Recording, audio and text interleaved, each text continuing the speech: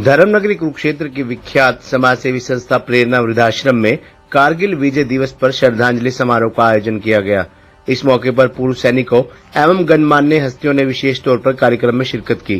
कार्यक्रम की अध्यक्षता प्रेरणा के संस्थापक जय भगवान सिंगला ने की। कार्यक्रम की शुरुआत से पहले सभी अतिथियों ने प्रेरणा में देश के एकमात्र इंडोर म्यूजियम के साथ बने ज्ञात अज्ञात वीरों के शहीदी स्मारक पर श्रद्धा पुष्प अर्पित किए तथा देश वीर शहीदों को श्रद्धांजलि दी। इसके उपरांत कार्यक्रम में शामिल सभी अतिथियों ने शहीदी स्मारक पर पौधारोपण भी किया। डॉक्टर विजय दत्त शर्मा ने कहा कि शहीदों का बलिदान कभी व्यर्थ नहीं जाता है।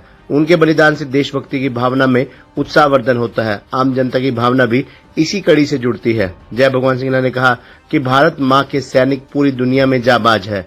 जिस तरीके से कारगिल में हमारे जाबाज सैनिकों ने दुश्मनों को धूल चटाई, वो काबिले तारीफ है। विपरीत परिस्थितियों में सूझबूझ से काम लेने के लिए हमेशा हमारी सेना का नाम सबसे ऊपर आता है। प्रेरणा संस्थापक जय भगवान सिंगला ने कहा कि जब जनरल वीपी सिंह ने प्रेरणा में इंडोर स्मारक का उद्घाटन किया तो बताया था कि ये पूरे हिंदुस्तान में एकमात्र निजी संस्था है जिसके पास इंडोर शहीद स्मारक है, जो प्रेरणा के लिए गर्व की बात है। भारतीय सैनिकों की वीरता और साहस है कि भारतीय फौज चीन की सीमा पर खड़ी है और पाकिस्तान थर-थर कांपता है। भारतीय सैनिकों ने पाकिस्तान की कुचेष्टाओं का हमेशा मुंहतोड़ जवाब दिया है।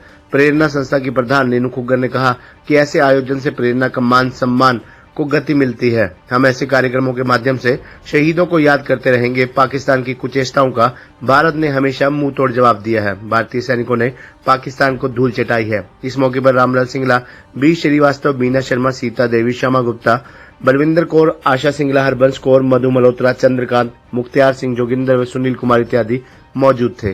सत्य और आध्यात्म का देश है, इसलिए हम सत्य के मार्ग पर चलते हैं और उसमें हमें सफलता प्राप्त करने में संघर्ष करना पड़ता है, विलंब सहना पड़ता है, लेकिन उस मार्ग को हमने कभी भी नहीं छोड़ा।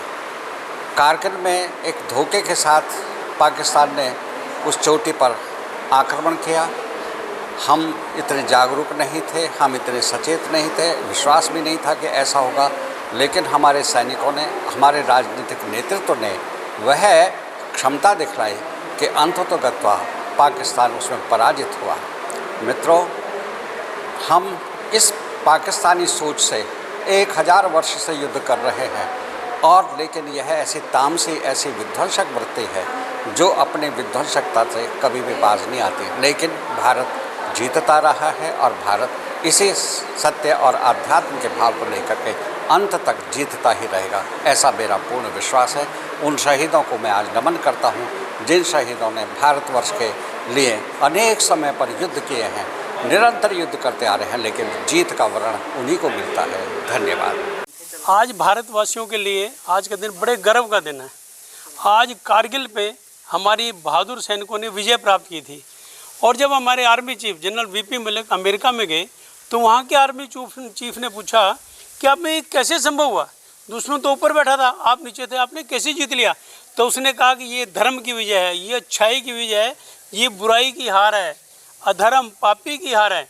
इस भावना के साथ हमारे जवान लड़े और देखिए हमने, ठीक है, हमने शहादत दी, लेकिन ऐसा नहीं हुआ कि दुश्मनों को हमने सांस लेने दिया। उनके भी सैनिक शहीद हुए और दुनिया में उनका नाम भी बदनाम हुआ। आज का दिन था जब हमने इसको विजय दिवस के मनाने का फैसला किया।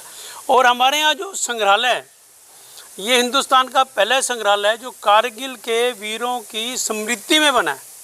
हमने दूर दूर सारे हरियाणा में घूम के कारगिल के जो वीर थे उनकी स्मृतियों को एकत्रित किया और फिर जाके इसका निर्माण किया।